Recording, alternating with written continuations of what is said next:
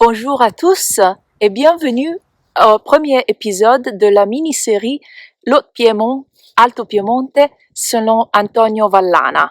Je suis Marina Fogarty et avec mon frère, qui est l'œnologue Francis, on est la génération courante qui continue la tradition que mon grand-grand-père Antonio Vallana a commencé dans notre région viticole en 1937.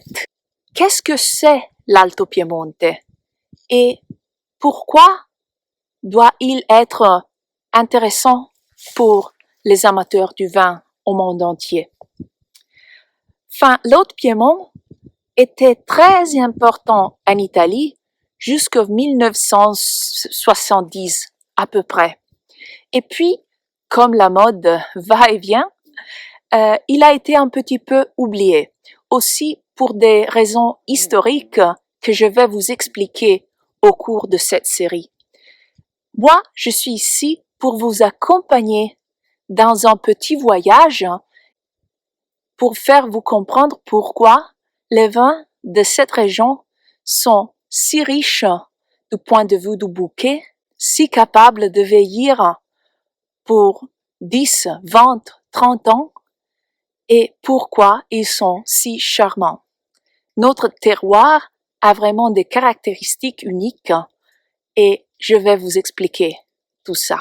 On a parlé de Haut-Piémont, il faut parler un petit peu des cépages du Alto Piemonte. Le plus important, bien sûr, est le Nebbiolo qui nous donne les vins plus capables à vieillir, à gagner de la complexité avec l'âge. Mais il y a aussi des autres cépages typiques.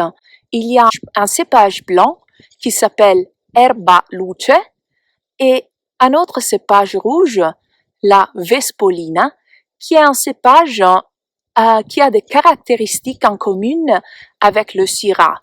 Et du point de vue du DNA, il s'agit d'une fille. On dit fille parce qu'en Italie, bien sûr, Vespolina est féminin, donc une fille du Nebbiolo.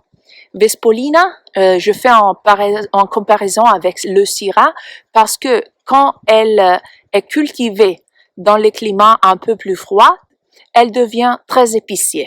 Notre production représente 3 différentes âmes de notre région.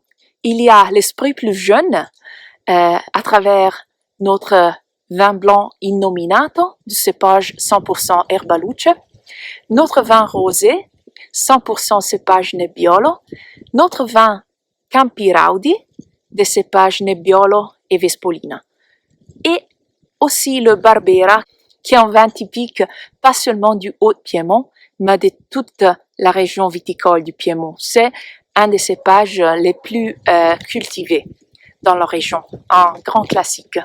Puis il y a les expressions mûres, les expressions qu'on veut vieillir, qui sont le Spanna, le Bocca et le Gattinara. Et puis, il y a une autre méthode classique produite avec cépage 100% Nebbiolo. C'est une méthode classique rosée. Donc, c'est un produit extrêmement particulier. Puis, entre les expressions plus mûres du Haut-Piémont, les vins plus structurés, on a les 3 rouges, le Spanna, le Bocca et le Gattinara.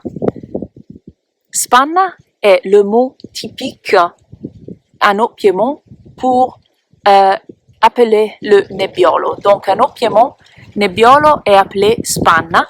Donc, quand on dit Spanna, on dit Nebbiolo de l'Haut-Piémont.